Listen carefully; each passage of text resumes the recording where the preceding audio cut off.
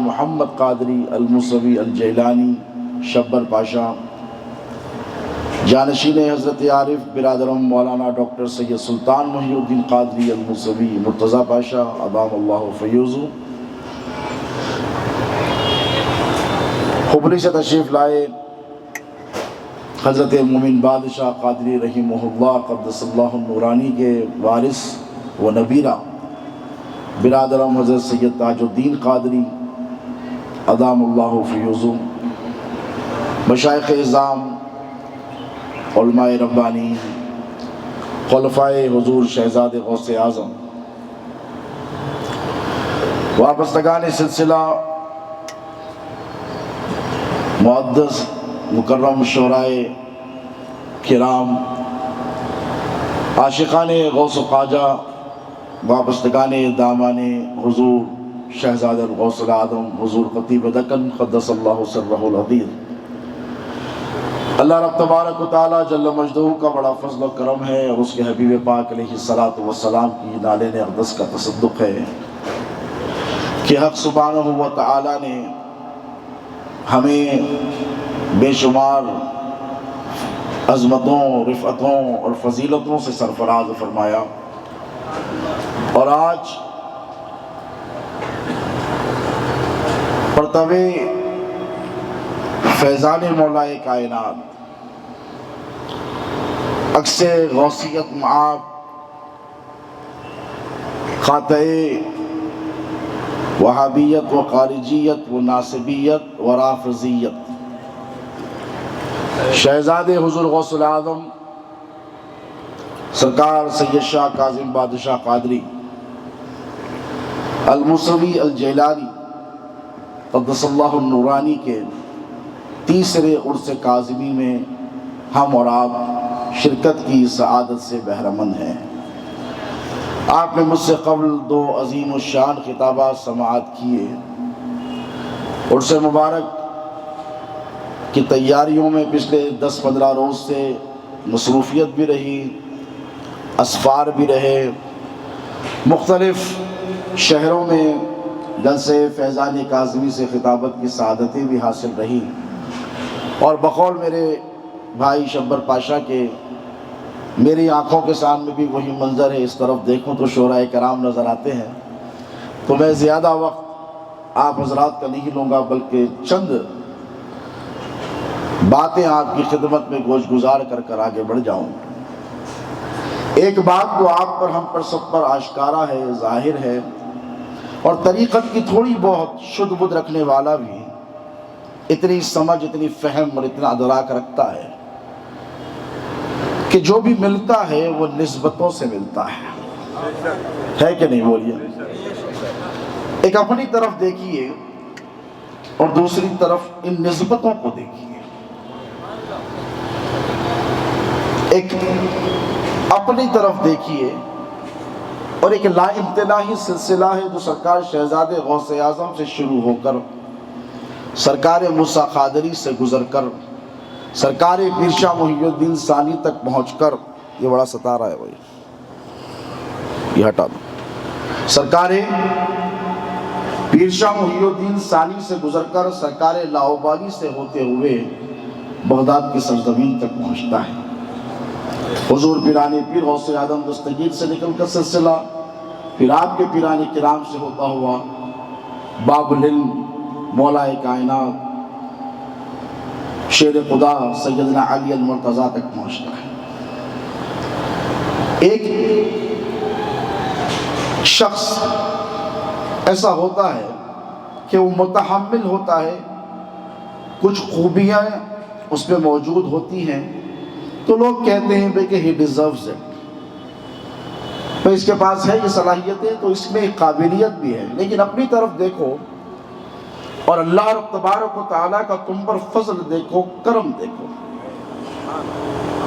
اپنی صلاحیتوں کی طرف دیکھو اور اپنی نسبتوں کی طرف دیکھو، اور خود فیصلہ کرو کہ کیا ہم ان نسبتوں کے قابل تھے، کیا ہم اس دامن کرم کے قابل تھے؟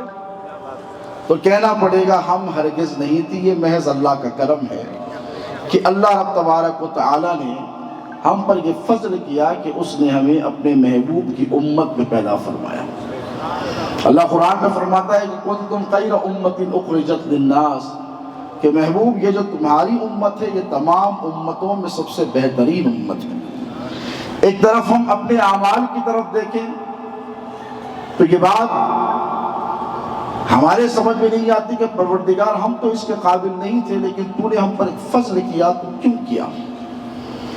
عبادات کو بنیاد نہیں بنایا۔ اگر عبادتوں کو، ریاضتوں کو، مجاہدات کو، خلوتوں کو بنیاد بناتا تو یہ مقام، یہ مرتبہ، یہ عزت و شرف نوح کی امت کو دے دیا جاتا کہ 900 برس تک عبادت کی ہے، مل جاتا۔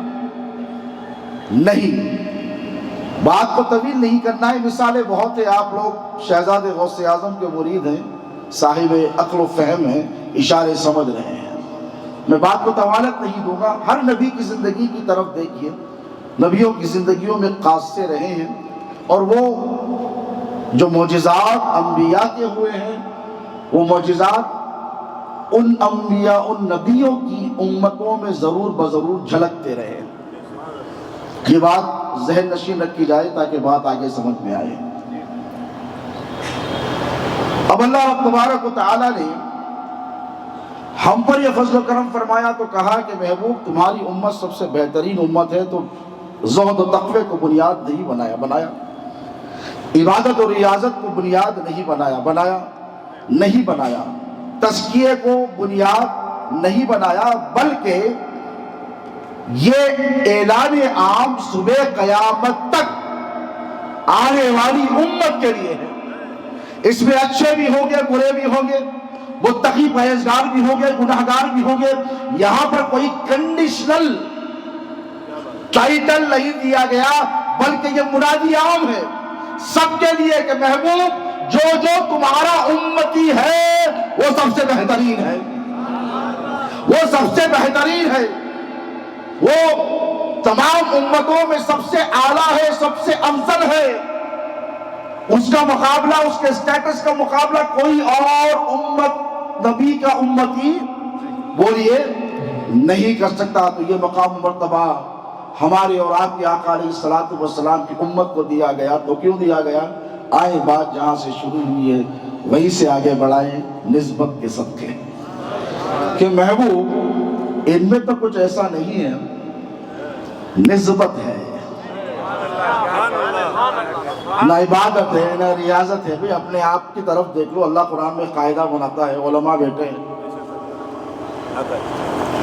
سلۃ من الاولین وقلیل من الآخرین۔ پہلے زمانے میں اچھے لوگ، اللہ کہتا ہے زیادہ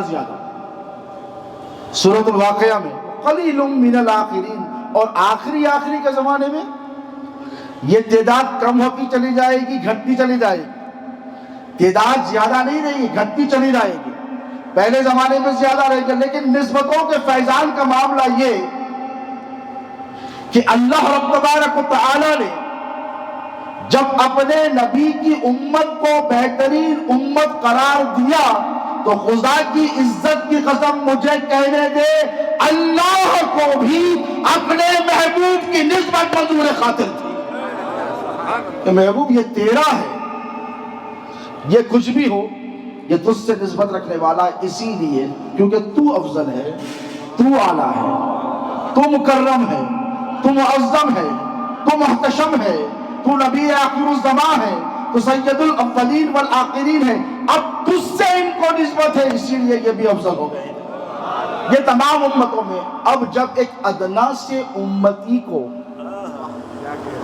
نبی سے نسبت ہو گئی تو کوئی بھی جماعت والا وہ یہی کہے گا کہ کنتم خیر امت میں ہم بھی داخل ہیں، خیر امت میں ہم بھی داخل ہیں، ہمارا بھی شمار ہوتا ہے۔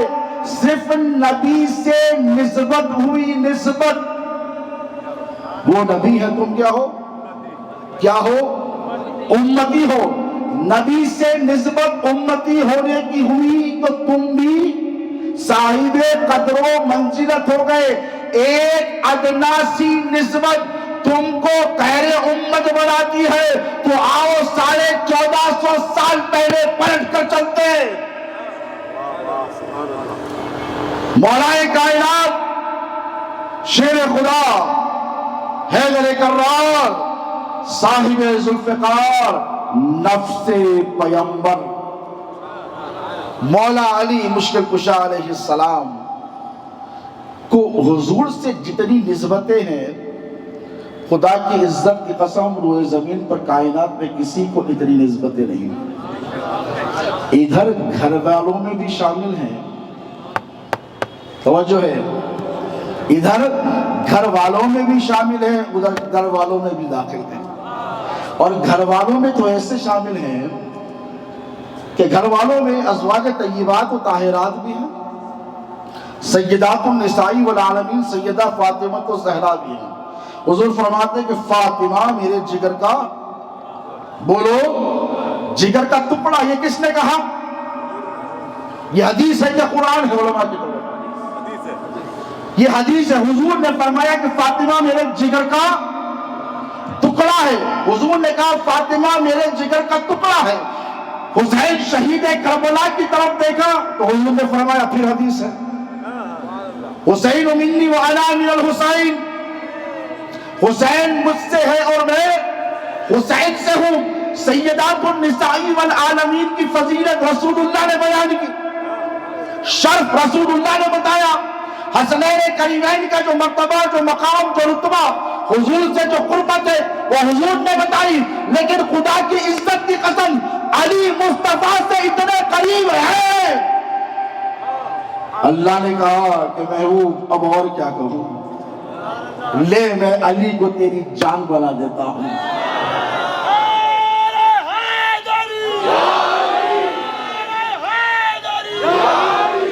دیکھیے زمانے قدیم میں قبل از اعلان نبوت، حضور کی بعثت سے قبل ایک طریقہ تھا کہ مباہلہ ہوتا۔ کیا ہوتا؟ مباہلہ ہوتا، ملائنہ ہوتا، یعنی ایک دوسرے پر لعنت بھیجا کرتے تھے۔ اور طریقہ کیا تھا کہ ہم سچے ہیں یا تم سچے ہو۔ آج کل تو بہت چل رہا ہے نا یہ، ہم سچے ہیں یا تم سچے ہیں، کیسے فیصلہ ہو؟ آؤ قسم اٹھاتے ہیں، اللہ کو حاضر و ناظر جان کر قسم اٹھاتے ہیں، جو سچا ہے وہ بچے گا اور جو جھوٹا ہے اس پر لعنت ہوگی۔ اور لعنت ایسی نہیں ہے، ہمارے پاس یہاں پر ایک عام طور پر طریقہ ہے، لعنت کو بہت ہلکی چیز سمجھتے ہیں۔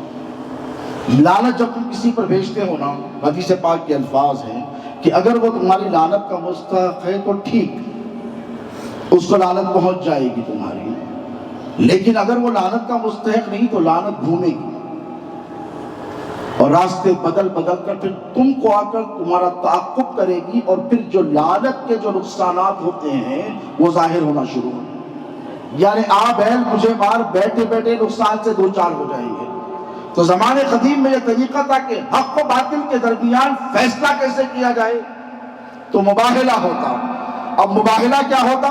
ایک فیصلہ کن مرحلہ ہوتا، اس میں یہ طے کیا جاتا کہ دیکھو فیصلہ ہو جائے گا کہ ہم صحیح ہیں کہ تم صحیح ہو، ہم غلط ہیں کہ تم غلط ہو، یہ فیصلہ ہو جائے گا۔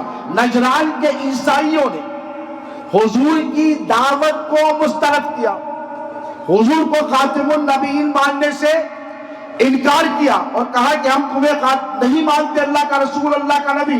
تو حضور کو چیلنج کیا کہ آپ ہم سے مباہلہ کیجئے۔ اب مجھے بتائیے، جب مباہلے کے لیے حضور نکلے تو حضور تنہا بھی چلے جاتے تو کافی تھا نا، توجہ ہے کہ نہیں آپ کی؟ اب یہاں سے گھر والوں کی فضیلت دیکھیں جو صبح قیامت تک جاری رہنے والی ہے۔ یہاں سے نبی کے گھر والوں کی فضیلت دیکھو۔ حضور چاہتے تو چلے جاتے، لیکن اللہ نے کہا مصطفیٰ تم تنہا نہیں جاؤ گے، اسی لیے کہ تم تو خاتم النبیین ہو، سید الاولین والآخرین ہو، ما کانا وما یکون کا میں نے تم کو علم عطا کیا ہے، میں نے تاج شفاعت بھی تمہیں عطا کیا ہے، میں نے سب کچھ تمہیں دیا ہے، شان محبوبیت بھی عطا فرمائی ہے، مقام محبوب بھی تم کو سرفراز کروں گا، سفر معراج پر بھی بلایا ہے، اپنا دیدار بھی کرایا ہے، تمہاری بے شمار فضیلتیں، لیکن محبوب اب تم اکیلے نہیں آؤ گے۔ بات تمہارے مخالف کی بربادی کی ہے. توجہ، اس نقطے پر غور کریں. بات تمہارے گستاخوں کی بربادی کی ہے. محبوب اگر میرے گستاخ کے معاملے کی ہوتی، میرے گستاخوں سے مقابلے کی بات ہوتی، مصطفیٰ تمہیں بھیج دیتا، ساتھ میں صحابہ کو بھیج دیتا. لیکن محبوب بات تیری مخالفت کی ہے، بات تیری مخالفت کی ہے. اب میں تجھے تنہا نہیں بھیجوں گا، اور مصطفیٰ جو تیری مخالفت میں آئے گا وہ برباد ہو جائے گا. سورہ قیامت تک اللہ نے ایک قانون بنایا کہ محبوب جب جب تمہاری مخالفت کی جائے گی، اور جب وہ تمہارے مخالفت کرے گا، اور جب اس کو کیفر کردار تک پہنچانا ہوگا، تو مصطفیٰ تم تنہا نہیں رہو گے. فَقُلْ تَعَالُوا نَدْعُ أَبْنَاءَنَا وَأَبْنَاءَكُمْ. محبوب ان سے کہو کہ ہم ہمارے بیٹوں کو لے کر آتے ہیں، تم تمہارے بیٹوں کو لے کر آؤ. توجہ ہے، ان بیٹوں سے ان بیٹے تک کا سفر ہوگا 10 منٹ میں. ان بیٹوں سے علی کے اس بیٹے تک کا سفر ہوگا صرف 10 منٹ. اپنی بات کہوں گا، توجہات میری طرف اپنی مرکوز رکھیں. اللہ نے فرمایا فَقُلْ تَعَالُوا نَدْعُ أَبْنَاءَنَا وَأَبْنَاءَكُمْ. محبوب ان سے کہہ دیجئے کہ یہ اپنے بیٹوں کو لے کر آئیں اور آپ اپنے بیٹوں کو لے کر جائیں. تو حضور نے یہ نہیں پوچھا کہ مولا میرے بیٹے کون، وہ تو چلے گئے نا، ابراہیم تو چلے گئے نا، قاسم تو چلے گئے نا، میں کس کو لے کے جاؤں. نہیں پوچھا. حضور نے کہا فاطمہ حسن حسین کو بلاؤ، بلاؤ. تو کہا یا رسول اللہ کہاں جانا ہے؟ تو کہا آج مباہلے کے لیے جانا ہے، آج حق و باطل کا سب سے بڑا معرکہ ہونے والا ہے. اللہ نے کہا فَقُلْ تَعَالُوا نَدْعُ أَبْنَاءَنَا وَأَبْنَاءَكُمْ. ابناءنا میں حضور نے حسنین کریمین کو شامل کر دیا. وَنِسَاءَنَا وَنِسَاءَكُمْ. اللہ نے کہا محبوب ان سے کہو کہ وہ اپنی عورتوں کو لے کر آئے، آپ اپنی عورتوں کو لے کر جائیں. ارے بھئی جب جنگ کا معرکہ ہوتا ہے تو عورتوں کو لے کر نہیں جاتے. یہ سیدات النساء والعالمین ہے. اور فاطمہ طاہرہ کا معاملہ تو یہ کہ اہل محشر سے جب سیدہ کی سواری گزرے گی تو منادی دینے والا ندا دے گا اے اہل محشر، حدیث کہہ رہا ہوں، اپنی نگاہوں کو جھکا لو. وہ کہیں گے مولا کیوں؟ اس لیے کہ فاطمہ بنت محمد کا گزر ہونے والا ہے. اور یہ منادی سب کے لیے ہوگی. کیا مولانا؟ سب کے لیے ہوگی. آدم سے لے کر عیسیٰ تک، عیسیٰ سے مصطفیٰ تک، مصطفیٰ سے قیامت تک جتنے نفوس دنیا میں بظاہر آئیں گے ان سب سے یہ کہا جائے گا حضور کی امت ہوگی. ان سے بھی اصحاب ہوں گے، ان سے بھی اولیاء ہوں گے، ان سے بھی اختاب ہوں گے، ان سے بھی اغواث ہوں گے، ان سے بھی متقی پرہیزگار جو بھی ہوگا اہل محشر میں جتنے ہوں گے وہ سر کو جھکا لیں گے. وہاں کوئی نافرمانی چلنے والی نہیں. وہ سیدہ فاطمہ انفسنا و انفسکم.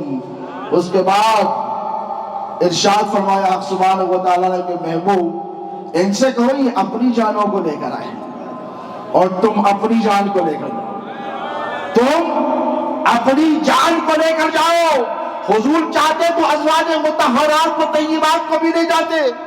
عمومی طور پر جتنی محبت میرے نبی نے ازواج طیبات سے کی ہے کسی نے نہیں کی. ام المومنین خدیجہ الکبریٰ سے بحیثیت بیوی جو حضور نے محبت کی. کوئی شوہر دعویٰ کر سکتا ہے کہ میں میری بیوی سے ایسی محبت کرتا ہوں جیسے نبی نے خدیجہ سے کی ہے یا اس سے بڑھ کر کی ہے؟ بولیے. کوئی دعویٰ نہیں کرتا. حضور کی محبت میں بھی کوئی دعوی برابری نہیں. جو محبت حضور نے سیدہ عائشہ سے کی ہے کسی کی مجال جو کہے کہ میں اس سے زیادہ کر سکتا ہوں؟ نہیں.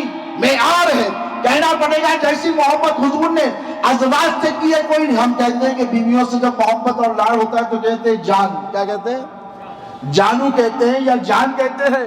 لیکن جب جان کی بات آئی، یہ فیصلے پیارے آسمانوں سے ہو کر آئے ہیں، زمینوں پر نہیں ہوئے ہیں. اور حضور کو پتا ہے کہ اب کس کو لے کر جانا ہے. حضور نے کہا علی آ جا، علی آ جا، تو میری جان ہے، میں نے نہیں خدا نے بنایا ہے. اب میں نے جو اس کی تمہید مانی ہے یہ کیوں؟ اب آپ سوچ رہے ہوں گے کہ جب بات نسبتوں کی ہے تو تاریخیں بھی نسبتوں کی ہونی چاہیے. ہے کہ نہیں؟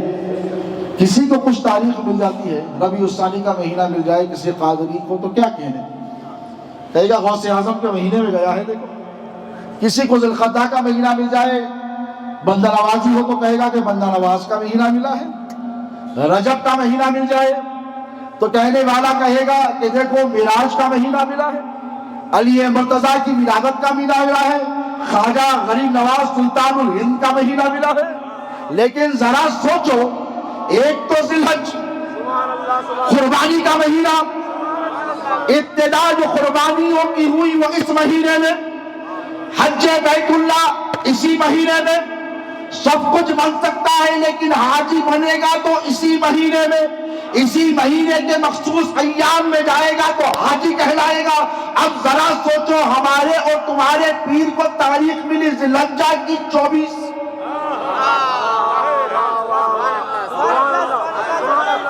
ذی الحجہ کی 24، تو سوچنے والے سوچ رہے ہوں گے جیسے میرے شہزادے حسن پیر نے کہا کہ یہ وہ تاریخ ہے جو سرکار پیر و مرشد کے جد اعلیٰ یعنی موسیٰ قادری سرکار کے پوترے دادا اور سرکار پیشہ محی الدین ثانوی سرکار کے پوترے حضرت سیدنا درویش محی الدین قادری، کیا تاریخ ہے؟ آج کون سی تاریخ ہے؟ 24 ذی الحجہ۔ لیکن پیارے ذرا دل تھام کر بیٹھو، میں تمہارے پیر کی شان بتانے چلا ہوں، تمہارے پیر کی نسبتیں بتانے چلا ہوں۔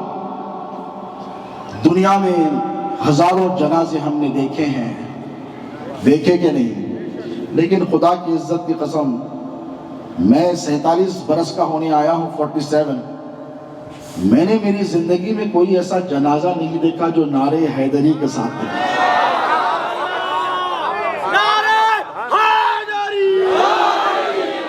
جو نعرے حیدری کے فلک شگاف نعروں کے ساتھ نکلا ہو، بھئی آپ نے دیکھا ہے؟ آپ نے کسی نے دیکھا ہو تو بتاؤ کہ کسی کے پیر کا جنازہ نکلا تو مریدوں نے نعرے حیدری کے فلک شگاف نعرے لگائے ہیں؟ نہیں لگائے۔ اور معاملہ یہ کہ ہمارے تمہارے پیر کے ہے شہزادے غوث اعظم، تو لگانے والے غوث کے نعرے لگاتے کہ بھئی ہے شہزادے غوث اعظم تو نعرے غوث کی صدائیں بلند ہوگی، لیکن یہ نعرہ تم نے نہیں لگایا ہے، تم سے خدا نے یہ نعرہ لگوایا ہے۔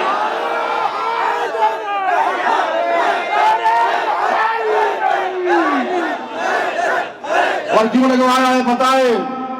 آج سے 1450 سال پہلے 24 تھی ذی الحجہ کی، جس دن میرے اور تمہارے نبی نجران کے نصرانیوں سے مباہلے کے لیے نکلے تھے، اور آیت مباہلہ جس دن نازل ہوئی اس تاریخ کو 24 ذی الحجہ کہتے ہیں۔ اب میں نے بات کی تھی نسبتوں کی، تو نسبتیں دیکھو، نبی نے علی کو اپنی جان نہیں بنایا، اللہ نے بنایا، نبی نے بھائی بنایا۔ نبی نے کہا کہ لحم کا لحمی و دم کا دمی، تیرا خون میرا خون، تیرا گوشت میرا گوشت، یا علی انت اخی فی الدنیا والآخرہ، علی تو میرا بھائی ہے دنیا و آخرت میں۔ بے شمار ایسی حدیث مبارکہ میں انا مدینہ العلم و علی بابھا، اور مولائیت کا جو اعلان کیا حضور نے غدیر قم کے مقام پر، من کنت مولاہ فہذا علی مولاہ، یہ بھی حضور نے اعلان کیا۔ یہ ساری فضیلت علی کی ایک طرف، 24 ذی الحجہ کو اترنے والی آیت مباہلہ کی فضیلت ایک طرف، سب جان کے باہر ہے، علی نبی کی جان کے اندر ہے۔ اور وہ نسبت رکی نہیں ہے دوستو۔ دیکھو علی کی جان کون ہے؟ حسن و حسین، ان سے جا کر پوچھو آپ کی جان کون ہے، پوچھو تو امام حسن کہیں گے حسن مسنہ، یا میرا بھائی کا بیٹا زین العابدین۔ امام زین العابدین سے پوچھو آپ کی جان کون ہے تو کہیں گے باخر۔ ان سے پوچھو آپ کی جان کون ہے تو کہیں گے جعفر۔ ان سے پوچھو آپ کی جان کون ہے تو کہیں گے موسیٰ، کیونکہ جان میں جان پھونکی گئی ہے نا۔ آگے چلتے جاؤ تو سب مل کر کہتے جائیں گے امام جعفر کے بعد پوچھو تو امام موسیٰ، امام تقی، امام نقی، امام علی رضا، امام عسکری. اب سب کے پاس چلو، سارے ائمہ اہل بیت کے پاس چلو، مولا علی سے امام عسکری تک، امام عسکری سے امام مہدی تک، ان سب کے پوچھو تم سب کی جان کون؟ تو سب کہیں گے عبد القادر جیلانی.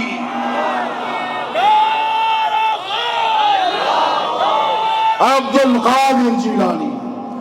غریب نواز فرماتے ہیں در بزم نبی علی شانی یا عبد القادر جیلانی، ستار عیوب مریدانی یا عبد القادر جیلانی. جیسے آپ نے جبر پاشا کے خطاب میں سماعت کیا اور حسنی پیر کے خطاب میں سماعت کیا کہ مولا کے پاس جبہ ہے تو کیا کرتے ہیں اس جبے سے؟ عیبوں پہ پردے ڈالتے ہیں. غریب نواز فرماتے ہیں غوث پاک آپ کی وہ شان ہے کہ آپ اپنے مریدوں کے عیبوں کو چھپا دیتے ہیں. چھپا دیتے ہیں. کیا کرتے ہیں؟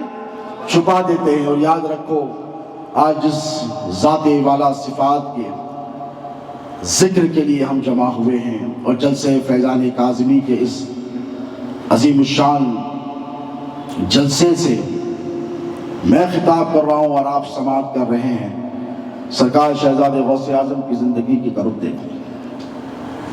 کوئی اپنے پیر کے نقش قدم پر ہوتا ہے، کوئی دادا پیر کے نقش قدم پر ہوتا ہے، کوئی ان کے بابا کے نقش قدم پر ہوتا ہے، کوئی پردادا کے نقش قدم پر ہوتا ہے. لیکن ایسا پوتا دکن کی سرزمین پر پیدا ہوا جسے شہزادے غوث اعظم حضور خطیب دکن کہتے ہیں.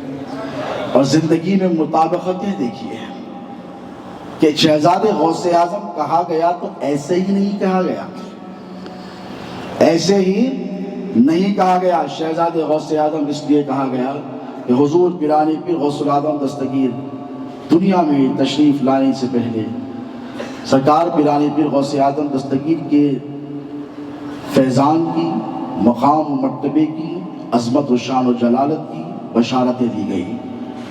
یتیمی غوث اعظم نے دیکھی، یتیمی شہزادے غوث اعظم نے دیکھی. علم یجد کا یتیمن، علم یجد کا یتیمن فآوا. محبوب ہم نے جب تمہیں یتیم پایا تو تمہیں کیا بہترین ٹھکانہ عطا نہیں فرمایا؟ شہزادے غوث اعظم نے آنکھ کھولی، یتیمی کا پیریڈ دیکھا، لیکن آوا عطا فرمایا کہ اے میرے بندے گھبرانے اور ڈرنے کی ضرورت نہیں ہے، تجھے میں نے عبد القادر جیلانی کا خون عطا کیا ہے.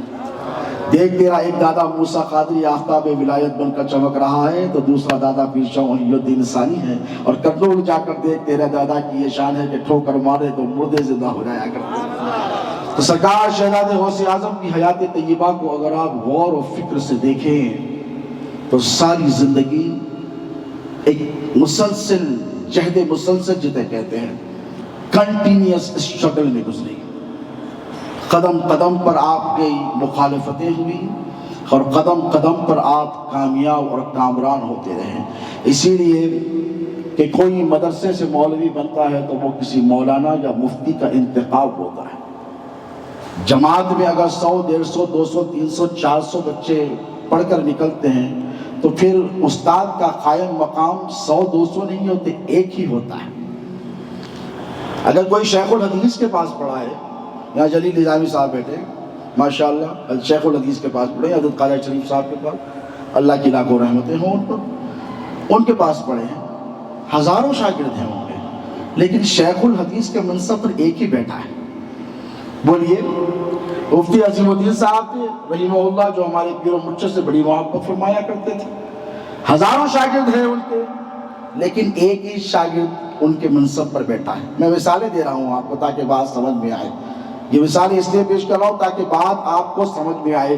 تو اولاد سب ہے، نبیر غوث اعظم کے بہت ہے، لیکن شہزادگی کا جو منصب ہے یہ شہزادگی سب کو نہیں ملتی. شہزادگی اس کو ملتی ہے جو بادشاہ کا قائم مقام ہوتا ہے. ایک اور تعریف سن لو آج، شہزادہ غوث اعظم کسے کہتے ہیں؟ آج کل گلی گلی کوچا کوچا سڑک سڑک شہزاد غوث اعظم شہزاد غوث اعظم. میں نے کہا اولاد غوث اعظم اپنی جگہ، سر پر آنکھوں پر نبی آگے بڑھ جاؤ، جگر گوشے غوث اعظم کہو، سر پر آنکھوں پر، لیکن سنو شہزادہ اسی کو کہا جائے گا جو بادشاہ کے اختیارات کا مجاز ہوتا ہے،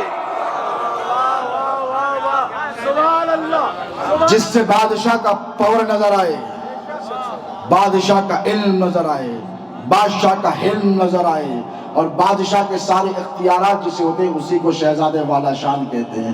تو پیران پیر غوث اعظم دستگیر کی اولاد سب ہیں، لیکن حضور قطیب دکن ایسے شہزادے ہیں کہ ان کو دیکھو اور ان کے دادا کو دیکھو. جس طرح پیران پیر کا معاملہ یہ تھا کہ جب دنیا دار کوئی آتا ملاقات کے لیے تو غوث پاک اندر چلے جاتے ہیں. مریدین کہتے ہیں سرکار آپ تشریف فرما تھے نا تو بیٹھ جاتے تو ملاقات ہو جاتی. تو غوث پاک کہتے ہیں کہ دنیا کے منصب دار کے لیے عبد القادر جیلانی اٹھ کر ٹہر کر استقبال کریں؟ تم نے میرا مقام جانا ہے، میری شان کو پہچانا ہے. غوث پاک اندر جاتے، یہ باہر سے لوگ آتے اور آ کر بیٹھتے تو غوث پاک اندر سے برآمد ہوتے تو یہ اٹھ کر ٹہرتے. یہ تیور کس کے ہیں؟ غوث پاک کے ہیں. اور غوث پاک کو یہ تیور کس نے دیے؟ اللہ نے دیے ہیں.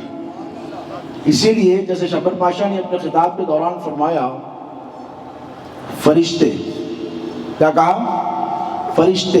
اور فرشتے تو یہ تھے کہ غوث پاک ابھی بچپن میں ہیں، مدرسے کو جاتے ہیں تو جس طرح مولا کائنات مولا متقیان شیر خدا کو بدر کے میدان میں ایک خوبصورت شخص آتا اور بار بار آ کر سینے سے لگاتا اور کہتا کہ اٹھیے اور لڑیے اللہ اور اس کے رسول کے لیے. 17 کاری ضرب لگے مولا کو. حضور سے کہا جب جنگ ختم ہوئی تو حضور سے کہا کہ یا رسول اللہ ایک ایسا شخص تھا جو بڑا حسین تھا، جمیل تھا، کستوری کی جسم سے خوشبو آتی تھی، اور وہ آتا اور مجھے آ کر بار بار ایک ہی بات کہتا اٹھو علی، لڑو اللہ اس کے رسول کے لیے، آج اسلام کو تمہاری ضرورت ہے. تو حضور نے کہا کہ اے نے اس کو پہچانا؟ تو کہا یا رسول اللہ معرکہ اتنا گرم تھا، میدان کارزار پہ اتنا مشغول تھا کہ توجہ نہیں ہوئی. تو اللہ کے رسول نے فرمایا اے علی، ہزاروں فرشتے سب کے لیے اترے. توجہ ہے شبر پاشا کے خطاب سے، بات کو تھوڑی سی آگے بڑھاؤ. فرشتے سب کے لیے ہوئے.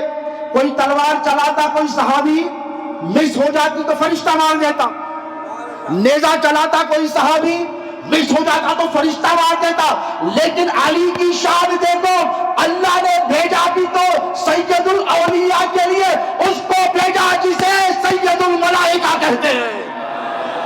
حضور نے کہا علی وہ جبرائیل تھے جو تیری خدمت کے لیے اللہ نے جن کو معمور فرمایا تھا. تو یہ معاملہ شہزاد غوث اعظم کے آباء و اجداد کا ہے. حضور پیران پیر غوث اعظم دستگیر جب چلتے میدان میں پڑھائی کے لیے، تعلیم کے لیے جاتے تو فرشتے راستہ بنا کر کہتے لوگوں اللہ کے ولی کے لیے راستہ فراہم کرو. باتیں بہت ہیں، وقت بڑا طویل ہو گیا ہے، 2-4 باتیں آپ کی خدمت میں عرض کرنا چاہتا تھا، لیکن بات یاد رکھیں کہ شہزاد غوث اعظم ایک شخصیت کا نام نہیں ہے، صرف ایک انجمن کا نام ہے، ایک نقطۂ نظر کا نام ہے، ایک فکر کا نام ہے، ایک انقلاب کا نام ہے، ایک ذہن سازی کا نام ہے، ایک عقیدے کا نام ہے. شہزاد غوث اعظم کی تعلیمات، شہزاد غوث اعظم کے مواعظ، بدعقیدگی کے بڑھتے ہوئے سیلاب سے آپ نے جو جہد مسلسل فرمائی 50 سال تک. ایک بات کہہ کر اپنی بات کو ختم کر لوں گا. یہ قبلۃ القادریہ ہے دکن میں، یہ قادریوں کا قبلہ ہے. کیا ہے؟ جنہیں پتا ہے انہی کو پتا ہے کہ ان کی شان کیا ہے. محی الدین ثانی کی شان ہو کہ مستغنی علی الالقاب سرکار شاہ موسیٰ قادری کی شان ہو. یہاں ٹھہر کر ان کا پوتا مبالغہ آرائی سے کام بولیے نہیں لے گا. تمہارے اور ہمارے پیر کی خدمات کیا ہے بھائی؟ مریدوں کے لیے تو ان کی فراغ دریاں چھوڑو، باتیں بہت ہیں، باتیں اگر نکالو ان کی خندہ پیشانی لوگ دیکھتے اور کہتے ان کا روب، ان کا دبدبا، ان کا جاہ و جلال. تو لوگ آج بھی یہ سوچتے ہیں کہ کوئی ہوگا جو شہزاد غوث اعظم حضرت خطیب دکن علامہ کاظم پاشا کے قریب بیٹھا ہوگا؟ بھائی اتنا جلال ہے، کیوں؟ اسٹیج پر جلال دیکھا ہے نا. کہاں دیکھا؟ اسٹیج پر جلال دیکھا ہے، لیکن جمال، جیسے شفر پاشا صلی اللہ علیہ وسلم نے اپنے کتاب میں فرمایا کہ یہ خانوادہ وہ جس میں جلال بھی ہے جمال بھی ہے۔ غوث اعظم کا جلال بھی ہے جمال بھی ہے۔ شہزادے غوث اعظم جب منبر رسول پر آتے تو تیور بدل جاتے، ہاتھ میں ذوالفقار حیدری ہوتی، اور اگر کوئی سامنے آتا تو ٹکڑے ٹکڑے ہو کر کٹ کٹ کر گر جاتا، لیکن جب پلٹ کر خانقاہ کو آتے تو سراپا جمال بن جاتے۔ جو آتا قدموں سے لپٹ کر بیٹھ جاتا، اور جو بیٹھا ہے اسے پتا ہی نہیں چلتا کہ ہم شہزادے غوث اعظم کے ساتھ بیٹھے۔ اتنی شفقتیں، آؤ میاں بیٹھو میاں، سینے سے لگا لیا، کسی کے سر پر ہاتھ رکھ دیا، کسی کے بازو ایسے پکڑ لیے، اپنے ساتھ بٹھا لیا، کھاتا کھلا رہے ہیں تو اپنے ہاتھوں سے ڈال کر کھلا رہے ہیں۔ اتنی محبتیں فرمائے، پلانی ماں کو آواز دیتے ہیں، حالانکہ خادمائیں موجود ہیں، پلانی ماں کو آواز دے کر کہتے ہیں کہ میرا مرید آیا کچھ کھانے کے لیے تو بھیجیے۔ یہ شفقتیں ہیں، لیکن جاہ و جلال بھی ایسا ہے کہ آج بھی ان کے جلال کا روب اور دبدبہ قائم ہے لوگوں پر۔ ہیبت جسے کہتے ہیں نا قائم ہے، وہ کیوں؟ اس لیے کہ وہ علی کی جان تھے۔ بھئی جان تو علی ہے نا سب کی، سب کے دادا کون سے جگہ پہ بولو؟ علی، تو وہ علی کی جان تھے۔ تو علی کی جان کیسے تھے؟ مولا کائنات شیر خدا کی شان جلالت سب کو پتا ہے نا، کوئی دشمن سامنے ٹک سکتا۔ اب اگر آ کر کوئی میدان کارزار میں علی کو دیکھے اور دیکھ کر کہے کہ علی تم تو کریم ابن کریم ہو، تم تو سخی ابن سخی ہو، یہ کیا کر رہے ہو؟ تمہاری سخاوتوں کا یہ عالم ہے کہ نماز میں حالت رکوع میں ہو، رکوع چل رہا ہے، سائل آ جائے تو انگوٹھی خیرات میں دے دو تو اللہ قرآن کی آیت نازل کر دے۔ اتنے سخی ہو، علی یہ کیا کر رہے ہو؟ ذوالفقار کا جب وار چلتا ہے تو دشمن کٹتا ہے، گھوڑا کٹ کر زمین پر دو ٹکڑے ہو کر گر جاتا ہے۔ علی یہ کیا کر رہے ہو؟ تو علی کہے یہ کہ وہ جو معاملہ تو نے میدان کارزار میں دیکھا وہ اللہ کے رسول کے دشمنوں سے لڑائی کے لیے تھا، اب یہ جو علی کو دیکھ رہا ہے خانقاہ میں بیٹھا ہوا ہے، یہ علی کا جمال تجھے نظر آ رہا ہے۔ تو بلا تشبیہ بلا تمثیل شہزادے حضور غوث اعظم کا جلال اپنی جگہ، ان کا جمال اپنی جگہ، ان کا فیضان صبح قیامت تک جاری اور ساری رہے گا۔ ایک بات یاد رکھیں کہ شہزادے غوث اعظم کی حیات طیبہ زندگانی آپ کی نگاہوں کے سامنے ہے۔ 50 سال تک کتنے؟ کبھی اپنی ذوالفقار کو جو دادا نے عطا کی تھی میہن میں نہیں رکھا، ہمیشہ شمشیر برہنہ رہے۔ کیوں رہے؟ دولت کے لیے، پاور کے لیے، جاہ کے لیے، مقام کے لیے، منصب کے لیے نہیں، عقیدہ اہل سنت کے تحفظ کے لیے۔ یاد رکھو کس کے لیے؟ بولو کس کے لیے؟ عقیدہ اہل سنت کے تحفظ کے لیے، اور اس لیے کہ ان کے دادا محی الدین ہیں۔ تو وہ بھی بیٹھے تھے بہت دیر تک۔ ان کے والد کا نام تھا شرفن پہلوان۔ کیا تھا؟ بولیے، شرفن پہلوان۔ اور یہ سرکار پیر و مرشد کے اعلی کار تھے۔ جب کبھی کسی مسجد پر جا کر واپس قبضہ لینا ہوتا، اور قبضہ ممبر و محراب کے لیے نہیں ہوتا ہے، نمازیں تو چل رہی تھی، مسئلہ سلام کا تھا، نبی پہ سلام نہیں بھیجا جا رہا تھا، تو وہ مجھ سے کہنے لگے حضرت آپ تو کہہ رہے ہیں کہ سرکار کاظم پاشا رحمہ اللہ نے سینکڑوں مسجدوں پر قبضہ کیا، آپ کو معلوم ہے جب حضرت کے پاس وقت نہیں ہوتا تو ہمارے بابا کمیٹیوں کے مسجدوں کے لوگ حیدرآباد کی خدمت میں حاضر ہو کر یہ کہتے ہیں کہ حضرت ہمارے محلے کی مسجد میں جماعت والوں نے سلام پر پابندی لگا دی ہے، یا نبی سلام علیکہ، یا رسول سلام علیکہ پر پابندی لگا دی ہے، حضرت آپ مصروف رہتے ہیں، ایک مرتبہ آ کر مسجد میں سلام پڑھ کر چلے جائیے، صبح قیامت تک اس مسجد میں کوئی صلاۃ و سلام کو نہیں روک سکے گا۔ یہ ہے خدمات شہزادے غوث اعظم کی جو صبح قیامت تک جاری اور ساری رہیں گی۔ لوگ جانتے ہیں، بزرگ جانتے ہیں، اللہ تبارک و تعالیٰ شہزادے حضور غوث اعظم کی برکت پر انوار و تجلیات کا نزول فرمائے، آپ کے روحانی درجات میں اضافہ فرمائے، آپ کے فیض و برکات سے ہم سب کو مستفید و مستفیض ہونے کا موقع عنایت فرمائے، اور آپ کی تعلیمات پر صبح قیامت تک ان کے چاہنے والے، ان کے ماننے والے، ان کے متبعین، ان کے پیروکاروں کو عمل کرنے کی توفیق عطا فرمائے۔ ان کا مشن عقیدہ اہل سنت کے تحفظ کا مشن ہے، ان کا مشن مسجدوں سے یا نبی السلام علیکہ کی صدائیں بلند کرنے کا مشن ہے، ان کا مشن استعانت اولیاء سے قائل ہونے کا مشن ہے، ان کا مشن شفاعت کبریٰ پر ایمان رکھنے کا مشن ہے۔ مسلمانوں، ان کا مشن یہی ہے کہ جب جب نبی کی شان میں گستاخی ہو، بڑا دیکھو مت چھوٹا دیکھو، یا تم مار دو یا مر جاؤ نبی کے نام پر۔ یہی شہزادہ غوث اعظم کی زندگی رہی ہے، اسی پر ہم کاربند رہیں گے۔ اللہ رب تبارک و تعالی شہزادہ غوث اعظم کے تمام واپستگان یہاں جتنے حاضرین ہیں، اور آج اس عرس کی محفل میں شہزادگان، سادات کرام، مشائخ اعظام، علماء ربانین اور واپستگان سلسلہ جتنے حاضر بار ہیں، اللہ رب تبارک و تعالی ان سب کی حاضری کو قبول اور مقبول فرمائے، اور جن لوگوں نے جس حیثیت سے اس عرس مبارکہ میں شرکت کی ہے، اللہ تو جاننے والا ہے، پروردگار سب کے دلوں کے حال کا، سب کی خدمت کو قبول فرما، سب کی حاضری کو قبول فرما۔ وما علینا الا البلاغ المبین۔